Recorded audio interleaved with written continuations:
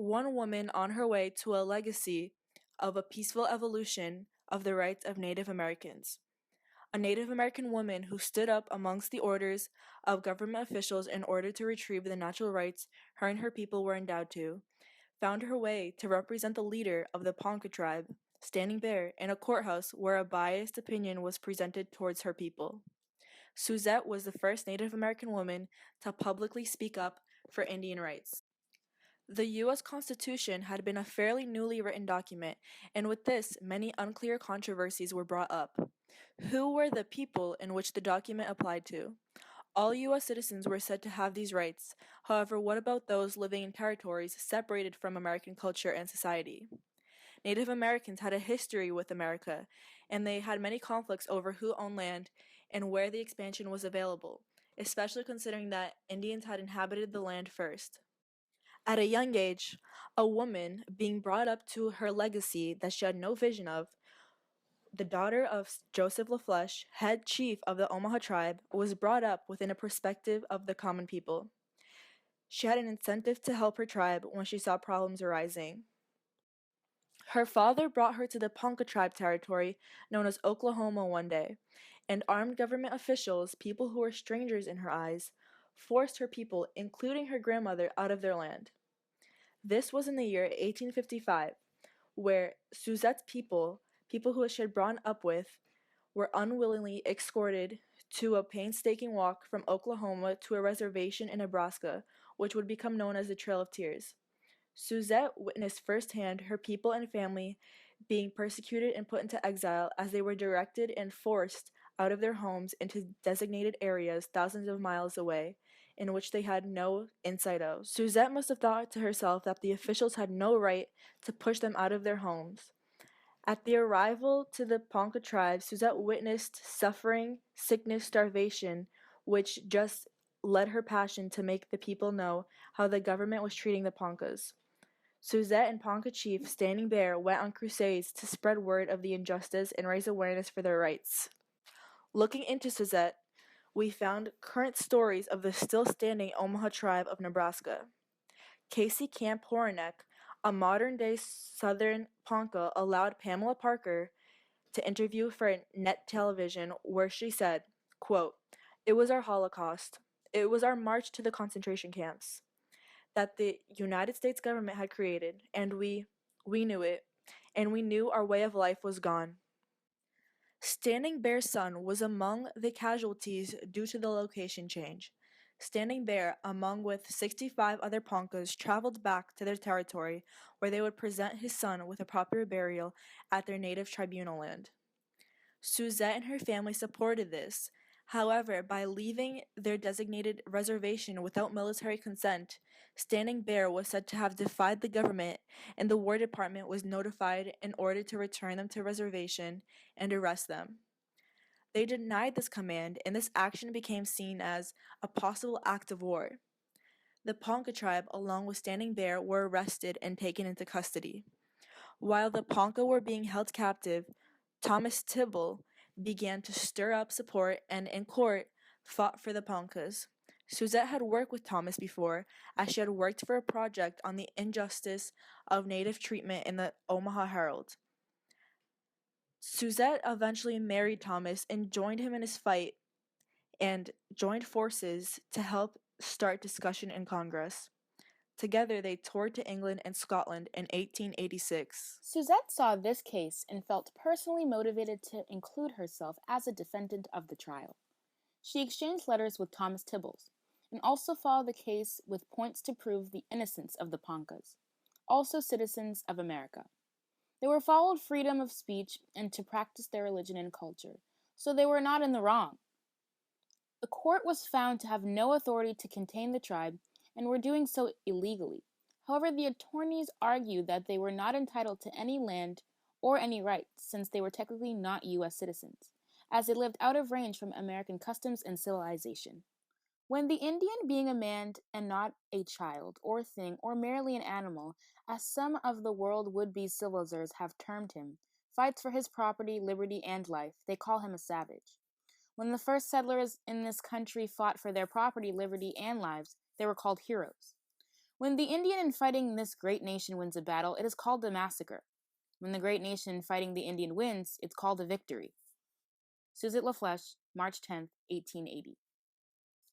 On their trial to their new reservation, they encountered the Osages, which is another tribe.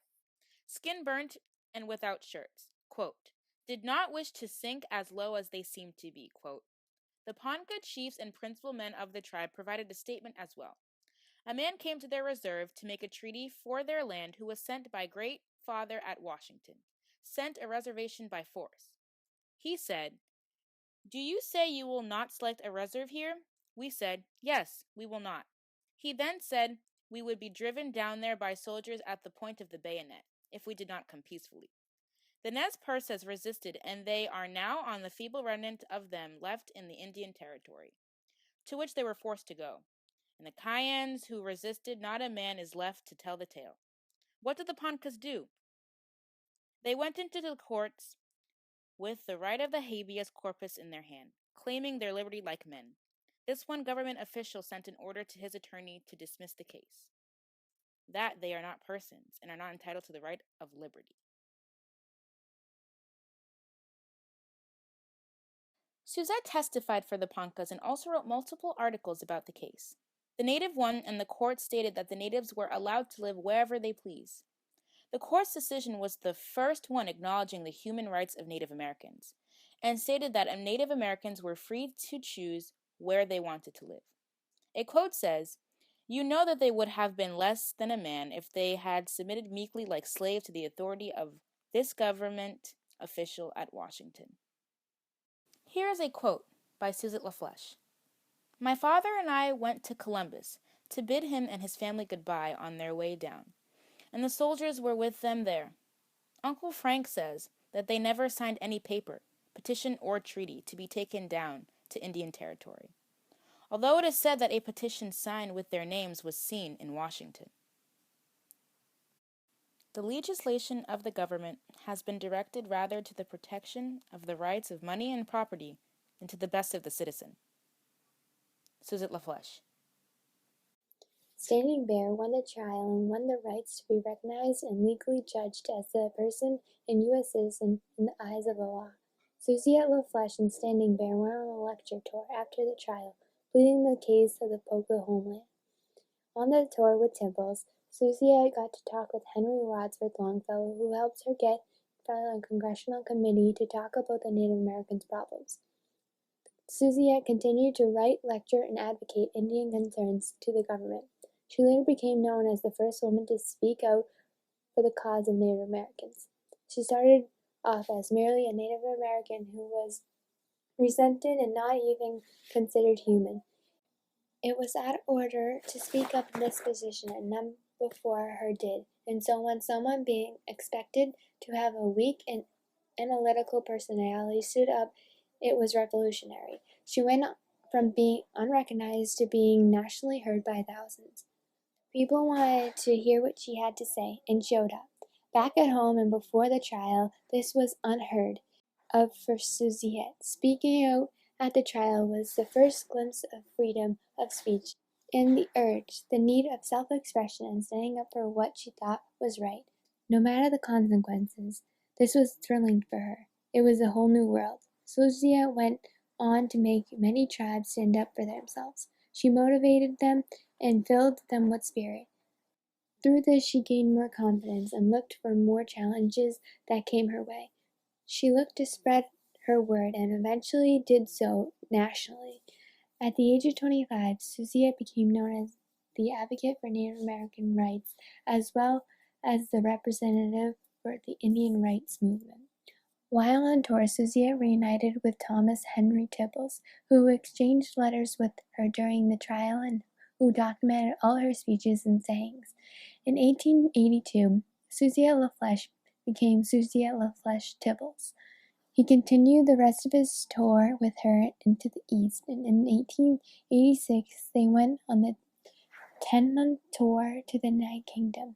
Their ideas and concerns were received by many government committees who partnered up with them to make a difference in their own communities.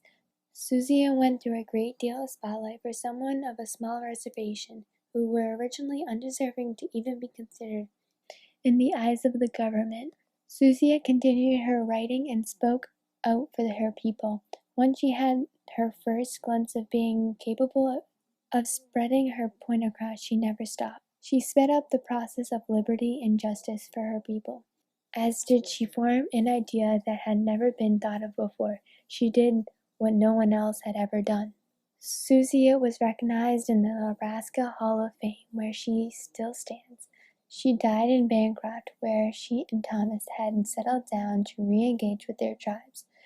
She died on May 26, 1903. However, her legacy lives on, and she was recognized and honored by the Senate, being remembered as the first woman to take a stand for Native American rights.